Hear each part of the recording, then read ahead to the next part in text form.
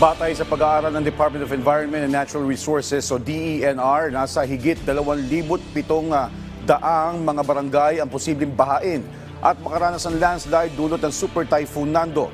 Ang detalye niyan sa report ni Clazel Pardilla.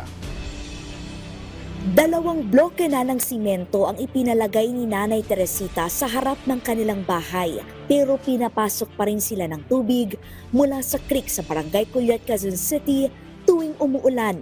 Kaya ngayong makulimlim ang panahon at nagbabadya ang banta ng Super Bagyong Nando, si Nanay Teresita inihahanda na ang panlimas at ikinakahuna ang kanilang mga gamit. Yung mga gamit namin, pinatas namin sa taas.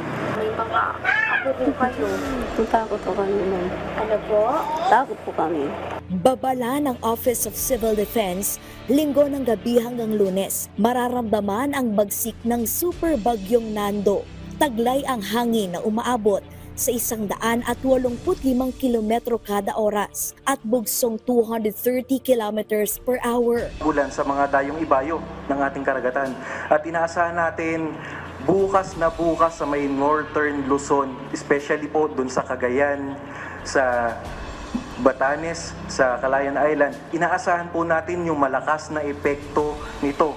Ayon sa Mines and Geosciences Bureau, papalo sa 2,741 na mga barangay ang posibleng lumubog sa baha at maapektuhan ng landslide dulot ng Super Typhoon Nando. 900 ay sa Metro Manila. Para abatan ang matinding epekto ng sakuna, todo na ang paghahanda ng OCD kasamang iba't ibang ahensya ng gobyerno. Higit 100,000 individual na ang inilikas sa mga lugar na pupuruhan ng Super Typhoon. Mula yan sa 187 barangay.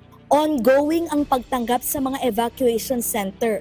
Nakahilera na ang 4,000 search and rescue responders handang sumaklolo sa may stranded sa baha o maipit sa pagguho ng lupa. Nakaposisyon na ang mga relief goods. So far po, the number of family food packs that were requested from the DSWD is at 3,795. These are from Region 2, Region 3, Region 5, and Region 6. Pagsisiguro ng Department of Social Welfare and Development, may 2,600,000 supply ng family food pack. Preparado na ang mga gamot sa oras ng sakuna na nagkakahalaga ng 88 milyong piso. Kasabay niyan, siniguro ng OCD na may papalo sa 500 milyong pisong pondo ang ahensya na maaring gamitin sa oras ng sakuna.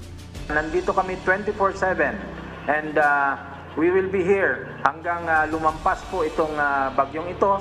But let us remind everyone that it is everyone's responsibility para po maging ligtas tayo dito sa ating pinaghahandaang Super Typhoon.